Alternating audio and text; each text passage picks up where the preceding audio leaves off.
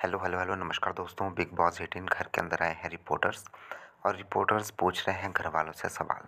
और ये सवाल घर वालों को इतने तीखे लग रहे हैं कि आप सोच सकते हैं कि सबसे ज़्यादा कहीं ना कहीं जो सवालों के घेरे में जो आया है वो वैसे तो तीन लोग हैं, लेकिन सबसे ज़्यादा की अगर बात करूँ तो वो है करण और विवन और रजत।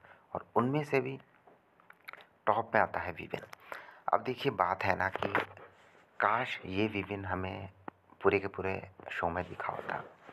जितने क्वेश्चंस पूछे गए विवेन से, विवेन ने एक एक क्वेश्चन का सीधा सीधा और बहुत ज़बरदस्त तरीके से जवाब दिया है। आई मीन, यहाँ पे मुझे लग रहा है कि ये विवेन कहाँ था, इतना शार्प माइंडेड, इतना मतलब सवाल को समझ के उसको किस तरीके से आंसर देना है।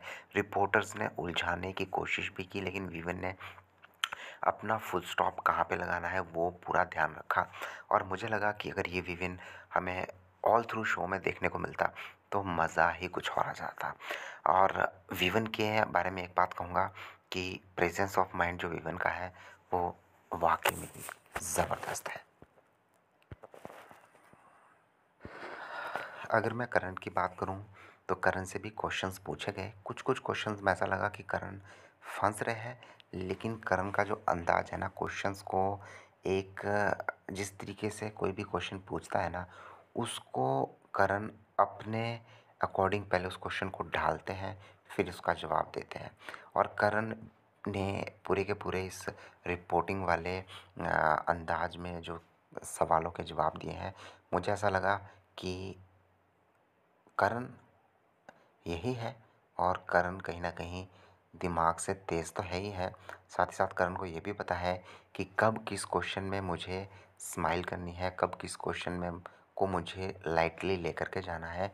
और जब क्वेश्चन बहुत ज़्यादा टफ हो जाता है तो वहाँ पे करण जो है स्माइल से या फिर हँस के उसको जो जवाब देने का एक तरीका है करण का, वो मुझे लगता है करण के लिए काम इस बारी आया है। फिर अगर मैं बात करूँ चुम की, तो चुम हो गया या फिर ईशा हो गई या फिर घर के अंदर शिल्पा जी हो गई, अविनाश हो गया। इनसे इतने ज़्यादा क्वेश्चन नहीं हुए, तो कहीं न कहीं इनके बारे में इतना ज़्यादा नहीं कहूँगा। लेकिन फिर भी चुम से मुझे ऐसा लगा कि चुम ने ठीक-ठाक आंसर दे दिए। ईशा बीच में काफ़ी फँसी, लेकिन ईशा भी जानती है आंसर्स देना, तो ईशा भी कहीं न कहीं निकल ही गई। और शिल्पा जी फँसती हुई दिखाई दी। और शिल्पा जी घर में भी फँसती है, तो यहाँ पे भी फँसती हुई काफ़ी दिखाई दी। और अब मैं बात करता हूँ घर के अंदर जिसने रिपोर्टर्स को धोया, वो है रजत लाल। रजत से जितने भी क्वेश्चंस पूछे गए ना, भाई जेन्युइनली लगा कि रजत ने पूरे पूरे दिल से जवाब दिए हैं। यहाँ तक कि ये भी कह सकता हूँ कि रिपोर्टर्स को उनके सवालों की असली जगह रजत ने दिखाई है। और रजत ने काफ़ी बार ये भी कहा कि आप लोग कुछ भी पूछोगे तो मैं कुछ भी जवाब थोड़ी दूंगा। आप लोग कह रहे हो कि इसने ये कहा, मेरी माँ ने ये कहा, उसने ये कहा, भी कहा होगा, अच्छे अंदाज में कहा होगा। अब आप मुझसे वो क्वेश्चन किस अंदाज में पूछ रहे हैं मुझे क्या पता।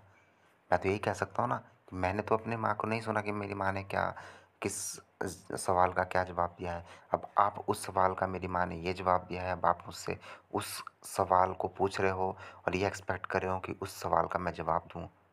ऐसा नहीं चलता ना। तो यहाँ पे रजत का मुझे बढ़िया लगा जिस तरीके से रजत ने जवाब दिया, और लगा दिल से बंदा बात कर रहा है। और मैं चाहत की बात करूँ तो चाहत ने घर के बाहर इंटरव्यू दे दिए हैं, और ऐसा लग रहा है कि घर के बाहर चाहत कहीं न कहीं और ज़्यादा नाराज़ है, और किससे, वो भी रजत से। चाहत कहती हुई नज़र आ रही है कि रजत ना तो मेरा घर में दोस्त था, ना घर में दोस्त बना, और ना ही कभी मेरा दोस्त बन सकता है। और चाहत ने ये भी कहा कि जो अपने ही सवाल अपने ही बातों से पलट जाता है तो वो दोस्त कैसे बन सकता है। तो चाहत तो काफ़ी नाराज़ दिखाई दे रही है घर के बाहर आके भी।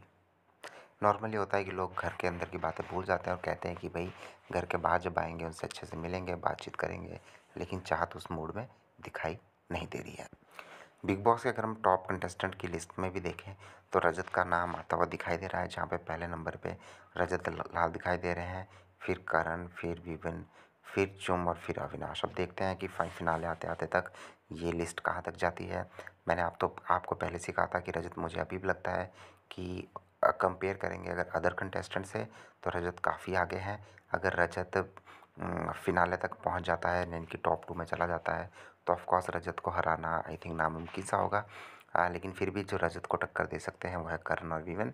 और मुझे लगता है कि फिनाले आते-आते तक आई थिंक ये लिस्ट में चेंज हो जाएगा। जहाँ पे रजत पहले पे है वहीं पे दूसरे पे मुझे लगता है कि विवेन आने के चांसेस रखता है। बाकी आप लोग बताएं कि आपका कौन है फेवरेट कंटेस्टेंट और आपको कौन लगता है कि कौन टॉप 2 में जाएगा और कौन बनेगा बिग बॉस का विनर। मिलते हैं नेक्स्ट वीडियो में। धन्यवाद।